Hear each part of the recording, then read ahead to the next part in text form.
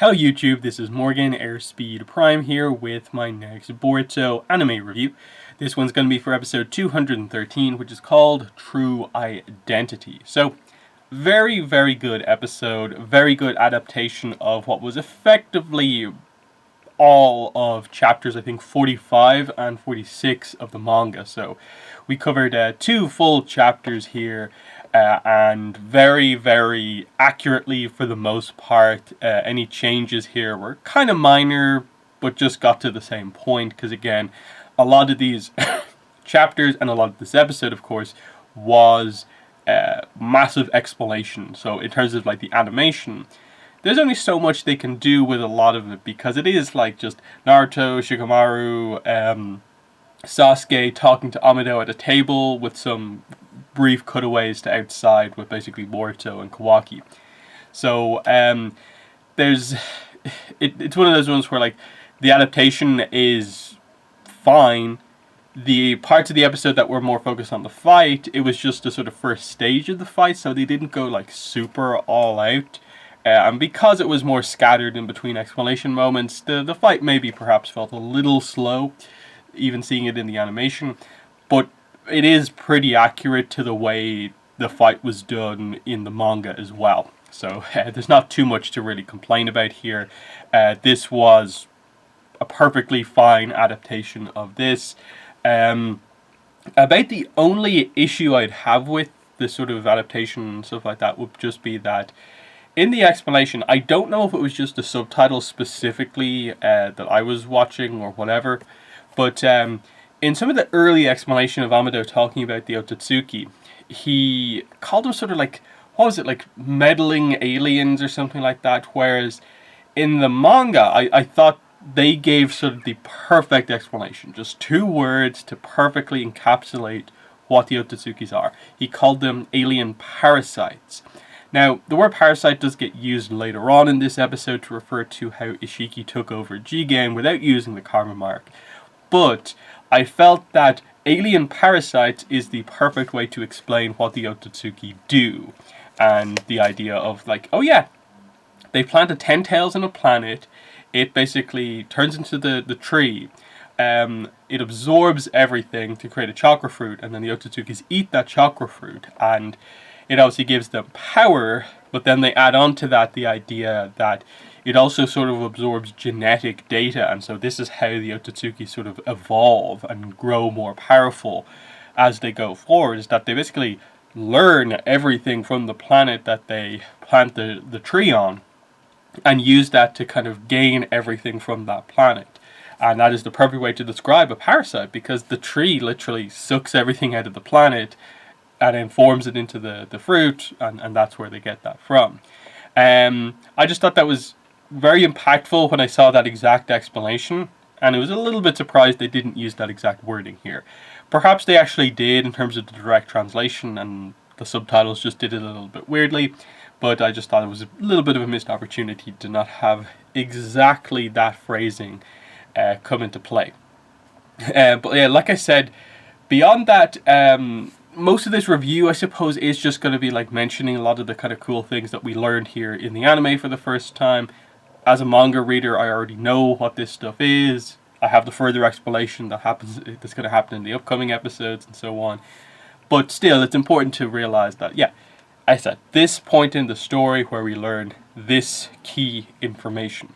So, we learn obviously a little bit more about kind of clarification on the Otsutsukis, that yes, as a complete species, their imperative is to go to planets, plant 10 tails, which are viewed as seedlings. That's sort of new information.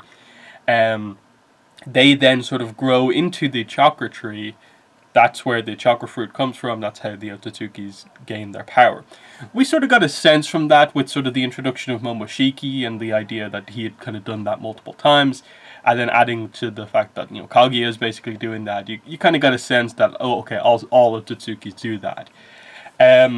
But the bigger explanations surrounding stuff like the karma mark and Amado explaining sort of Boruto's situation, and then transitioning that into, well, okay, Jigen's situation is very unique and different, and this is how Kawaki plays a role in that. That all worked really nicely because obviously, as we know, Momoshiki was killed. But Amado explains that sort of as this was happening, he converted himself into data and basically implanted that data in Boruto, and that is effectively what the karma mark is. It is a compressed backup of that specific Otsutsuki, and that's what's happening to Boruto right now. That data is slowly and surely decompressing and sort of changing Boruto, and when it fully decompresses, that's when Momoshiki will have full control over Boruto, and effectively, Boruto will become Momoshiki. Now, we've already seen a glimpse of sort of this, or at least a partial transformation, to highlight that, yes, this is true because we basically saw a glimpse of that already. But now to find out that literally he'd be able to fully take over Boruto, like Boruto would be gone, it would just be Momoshiki reborn. That the karma mark is a way, the simple explanation of it, it's a way for them to transcend death. That if they're about to die, they just implant a karma mark on someone, and while they're out of the picture for a certain amount of time, they are going to be reborn eventually. It means it's very difficult to actually truly kill an Otsutsuki. And this fits obviously with stuff from before, in that you have to remember that Kaguya wasn't killed as such. She was sealed away in the moon in that other dimension. That's what happened to her sort of in the past, and more recently, I suppose, within the story. So that makes sense, that the idea that it's not breaking canon or anything like that to confirm that there's a very special way you need to kill an Otsutsuki. And so that's really cool the way that all works. So that for Boruto was a major reveal in the episode of, like, you could tell, I like the voice acting performance actually from Boruto's voice actor, of just like, I'm going to become Momoshiki, like it hitting super hard that is his fate. And Amado's immediate explanation for, yeah, the only way for you to really stop this is to kill Boruto right now. And they just like, they had to just table that for temporarily, we'll come back to that.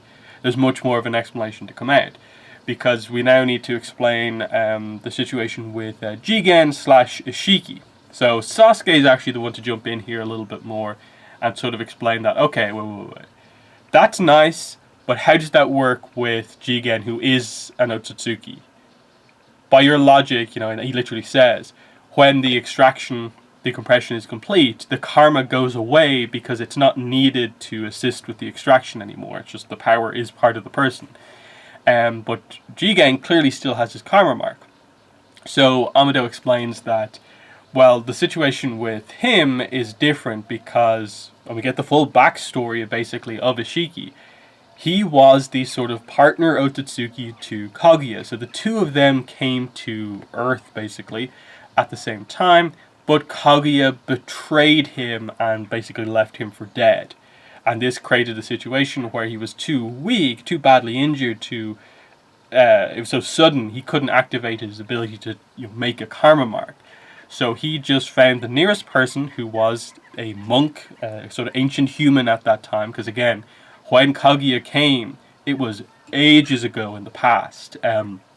That's important to realize, that the human Jigen at this stage is ancient and is more or less kept alive because he's being powered basically by an Otsutsuki.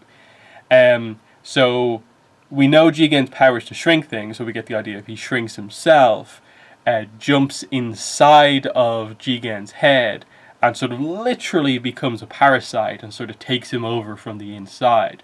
So Ishiki is still alive. Momoshiki died and is sort of only alive through the karma process. But Jigen has like Ishiki inside him, just, they're sort of one and the same to a degree. But then he explains that when he was strong enough and sort of bonded, I suppose, enough with Jigen, he did put a karma mark on him. But the key with karmas is that you have to choose the right vessel. Not everyone is suited to contain a powerful being with all this energy. And because Jigen was a desperate sort of first person he saw, Jigen is not powerful enough to contain the power of Ishiki. That's why we saw the body basically on the verge of tearing itself apart at the end of the Sasuke Naruto fight. That's why he's only at 10% now, and why actually Kashin Koji is going to have a decent chance at actually taking him out, because he's not in an ideal situation, and he's not in an ideal situation, and like he's only 10%. He's coming off another fight, so everything seems to be going in the favor of Kashin Koji and Amado's plan. So that all fits. It's all kind of coming together, as you can see. So yeah, that is the plan of Amado. He and Kashin Koji are planning to kill an Otsutsuki. And obviously the question is like, how do you do that? Now he said in this episode that if Ishiki was to reincarnate into Jigen, because he's been in that body for so long, that karma process is complete. He could choose at any point to basically sort of properly become a full-on Otsutsuki again through that body. But because the body is not strong enough, Amado said it would die within a few days. And that would mean that unless he makes another karma mark, that will be sort of the permanent death of Ishiki.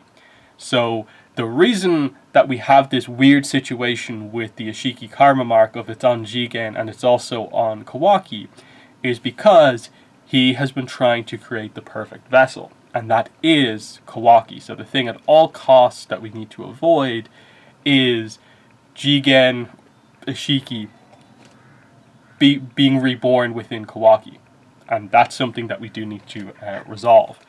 So, and especially because this is where you start to remember that in the first chapter, first scene of Boruto, in the future, Boruto with a karma mark faces off against Kawaki with a karma mark. What's going on here? That means that something theoretically happens at some point that involves this to a degree. So there's a lot going through your head here. It's a lot of information.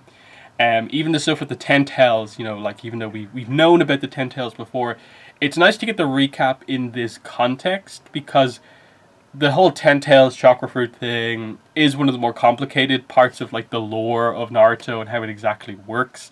So I didn't mind them going over that again. Again, there's so much, like, is that everything that they actually covered in this episode? I think it's close enough to it. Like, in terms of the fight that we got here, again, it was pretty scattered, so you didn't really stick with it too long. It was a bit disjointed, but effectively you just got Jigen took out about 2 or 3 of Kashin Koji's clones. Naruto saw enough of the fight to become aware that, oh wait, Kashin Koji's fighting style reminds him of someone. I wonder what's going on there. So that's the other thing in the background that we're wondering about, is that, oh, the episode's called True Identity because we learned the true identity of Jigen as Ishiki and who Ishiki is because of the connection with Kaguya. But they're also teasing the idea of who is Kashin Koji, because of course we've been teased with this before. He is related to the Leaf Village in some way, relates to Shinobi from the past, and so on, and now he has a fighting style that Naruto seems to recognize. Now, at this stage, I think everyone's familiar, probably has connected the dots in terms of who that character is that they're talking about. The question is, how? Like, okay, this is the character you want to bring to my mind, but how does this work? How is this character here, and what's the situation? That's the thing. Like, how does Amado know this person? That's very interesting. We end the fight on seemingly the idea Kashin Koji has taken the advantage in the fight by taking him by surprise with a summoning fire that Jigen can't absorb using the karma. So what's the situation there? Now, this is one of those ones where you could probably figure it out already, because I think we have enough mechanics of things to know what this is about, and the idea of the difference between sort of chakra generated fire and natural fire. And again, he didn't perform a jutsu to make fire. He used a summoning ring to summon fire. So there's a bit of a different situation. Again, in the manga, this is covered before some of the bits that we do get to already, but they chose for some reason not to explain the explanation on the fire, to leave it as more of a cliffhanger in the anime. So I won't spoil like the name of it or whatever, but I think you get the idea of mechanically why this fire is burning him and why he can't absorb it, because it was already previously explained already. Because it was a few episodes ago, actually. Well, it wasn't even that long ago where they explained the idea of like what was it, real water versus chakra water, and what can and cannot be absorbed. So we're familiar with the concept. Beyond that, it's just strong episode because they use their lore so well. They really utilize the fact that, okay, we're familiar with the Otsutsuki's, like we've known about them for years now, but there's so much we don't really know about them. And so a smart character like Amado, who's in the know, acknowledging stuff like, they are an alien species, which you almost forget at times that, yeah, Naruto has sort of alternate dimensions. It has a sort of space element to it that, we have these sort of human characters with these powers, but the origins of these powers effectively come from this alien species, from another planet, another dimension, and this is establishing, what their goal as a species actually is. And it's obviously to evolve as much as possible, keep doing it until they eventually achieve a certain level of power. Now, the question obviously is, why is that the idea of their species? Are we going to learn about sort of the origins of the Ototsukis, of like, did they used to be super weak in the past, and because of that they just strive to become more and more powerful? That's what I'm very interested to know about. And then it sort of also brings up the concept of, is it literally just humans and Ototsukis, or are there other, intelligent life forms out there? Because they're highlighting the fact that Earth is sort of being targeted to a degree here because, a chakra tree from this planet will actually yield a lot of power because, we view the humans as being, a pretty, advanced kind of race. So, how have they gained this level of power? What other kind of planet species have they sort of taken over? It begs that sort of a question, and so on. The other thing was that the one thing Amado didn't know about was that, I don't know, like he basically explained that he didn't know where the new Ten Tails came from, just that Ten Tails are commonly used by the Otsutsuki to accomplish this, which is a crazy thing considering how big of an impact on the entire story of Naruto the idea of the Ten Tails and thus the Nine-Tailed Beasts were on original Naruto and Naruto Shippuden. They're now just casually introducing into the story that, like, hey, there's this second one, but also Otsutsukis can just basically get them at will and go to as many planets as they need. That there are potentially, like, just, the Otsutsuki just have access to Ten Tails, which obviously begs the question of, like, how does this work? Like, they're obviously a powerful species and can control the Ten Tails, but where do they get them from? How does that connection of the species, the Otsutsukis, uses this other species to gain this power in this way? Like, how do they know to plant them as trees? So there's a lot of deeper lore that we probably will get to eventually, because after I think we deal with this arc and maybe the next arc, I can definitely see them going into a more kind of broader arc that relates more to the Ototsukis, and that, through the Tonieri stuff, like, we know about, like, there's a side branch of the family, but there's also, like, a main Otsutsuki family, and so it brings up the idea of who are the heads of the Otsutsuki, who are, like, the oldest Otsutsuki. Just interesting stuff so far. Next week's episode, I think, is going to be the more eventful one, because the preview is obviously teasing the idea of true form of Ishiki. How is Kashin Koji going to push him to that point, and is there any more reveals from Amado to come? So just a lot of interesting stuff. Amado does get asylum. There's a verbal agreement there. Paperwork will come later. That's the progression on that side of things. But for the most part, a very detail, lore-focused episode. Exactly what I like, though. So, in the same way that I love these manga chapters when they were coming out, I also appreciated them here. It's obviously just that it's such a straight-up adaptation, and the focus is on new information, but it's new information manga readers already have. So, there's only so excited you can be to just see it spoken instead of written. So, there's that. So, there are my thoughts on the episode. In the comments, let me know what your thoughts are, but that has been the video. Thanks for watching, and bye.